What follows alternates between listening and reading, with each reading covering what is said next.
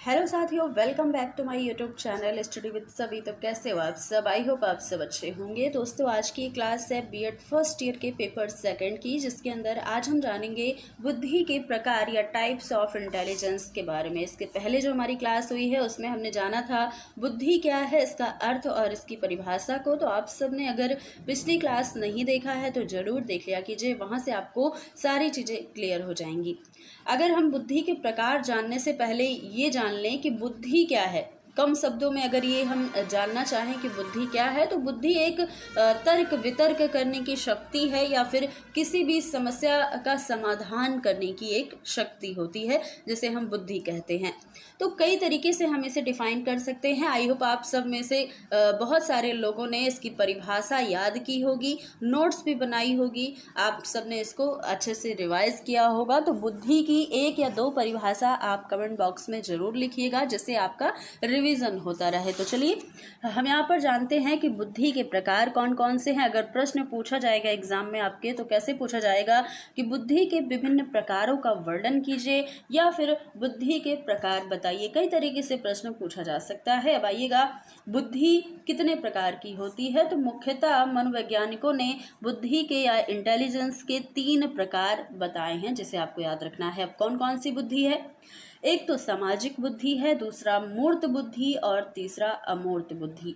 ये 3 प्रकार जो मुख्य हैं इंटेलिजेंस के, वो आपको ध्यान रखना है। अब देखिएगा, सामाजिक बुद्धि किसे कहते हैं?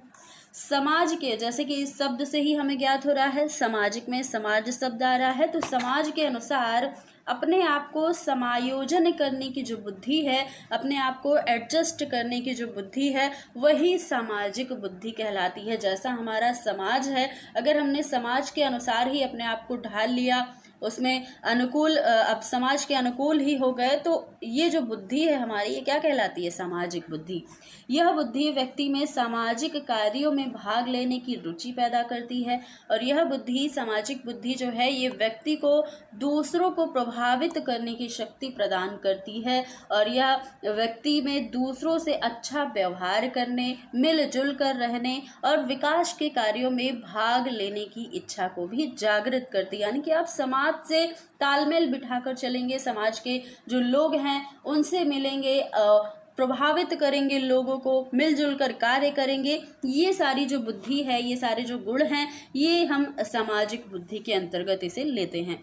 आगे देखिएगा, जीवन की सफलता व्यक्ति की सामाजिक बुद्धि पर ही निर्भर करती है। इसके अभाव में व्यक्ति का जीवन असफल हो जाता है। अगर आप समाज में लोगों से नहीं बोलेंगे या फिर मिलजुल कर नहीं रहेंगे, आप दूसरों से अच्छा व्यवहार नहीं करेंगे, तो हो सकता है कि आप जीवन में असफल रहें। यह बुद्धि व्यक्ति को अच्छा सामाजिक कार्यकर्ता, नेता, वकील आदि बनाती है। अब ये सामाजिक बुद्धि क्या है, ये तो आपने जान लिया। अब देखिएगा, मूर्त बुद्धि। मूर्त बुद्धि क्या है? इसे यांत्रिक बुद्धि कहा जाता है।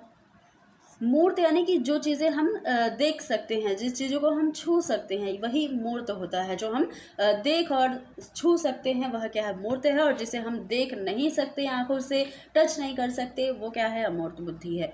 तो अमूर्त शब्द ही ऐसा कहीं पर भी आपको दिख जाए किसी भी टॉपिक में, मूर्त अमूर्त, तो आपको यही लगाना है कि मूर्त जिसे हम देख और छू सकते हैं, अमूर्त मतलब जिसे हम देख छू नहीं सकते। अब बुद्धि की बात हो रही है, मूर्त बुद्धि। तो यह बुद्धि व्यक्ति को यंत्रों और मशीनों के साथ अनुकूल करने में सहायता प्रदान करती है। यह बुद्धि व्यक्ति में कल पुंजों, यंत्रों और मशीनों को चलाने और बनाने की रुचि उत्पन्न करती है। यह बुद्धि ही व्यक्ति को अच्छा इंजीनियर, कारीगर और मैकेनिक बनाती है।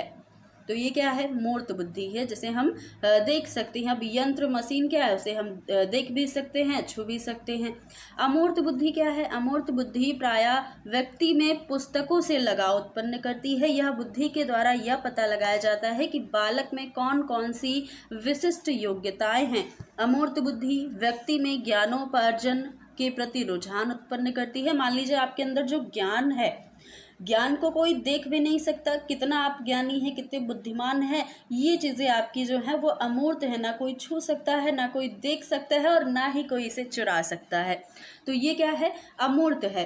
यह बुद्धि व्यक्ति में सूक्ष्म भावों की जागृति, दार्शनिक विचारों का प्रतिपादन, चिंतन मनन जो आप करते हैं, आपके अंदर जो ज्ञान है, ज्ञान का जो आप सृजन करते हैं, ये सारी चीज़ें क्या है, पुस्तकों से लगाव आपका रहता है, पढ़ाई करते हैं आप कितना भी पढ़ने, वो पढ़ाई आपकी कोई देख नहीं सकता या फिर कोई छीन नहीं सकता है आपसे। आपके अंदर जो ज्ञान है वो कोई नहीं देखेगा।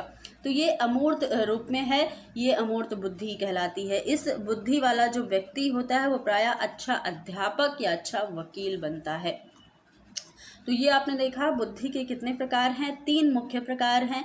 वैसे तो बहुत सारे प्रकार हैं लेकिन मुख्य प्रकार 3 हैं, सामाजिक, मूर्त और अमूर्त। इस तरीके से आपको तीनों याद रखना है। आई होप आपको सारी चीज़ें यहाँ पर क्लियर हो चुकी होंगी। काफ़ी छोटी सी क्लास थी लेकिन ये क्लास काफ़ी ज़्यादा इम्पॉर्टेंट थी आपके एग्ज़ाम के लिए, तो आप इसे अच्छे से आई होप समझ चुके होंगे। तो वीडियो को लाइक शेयर कर दीजिएगा और चैनल पर अगर पहली बार हैं तो चैनल को सब्सक्राइब कर लीजिएगा। और कुछ लोग ऐसे भी रहते हैं जो वीडियो तो देख लेते हैं लेकिन चैनल को ही सब्सक्राइब नहीं करते, तो भाई सब्सक्राइब कर लीजिएगा। फिर मिलेंगे अगली क्लास में कुछ नए टॉपिक के साथ, तब तक के लिए धन्यवाद।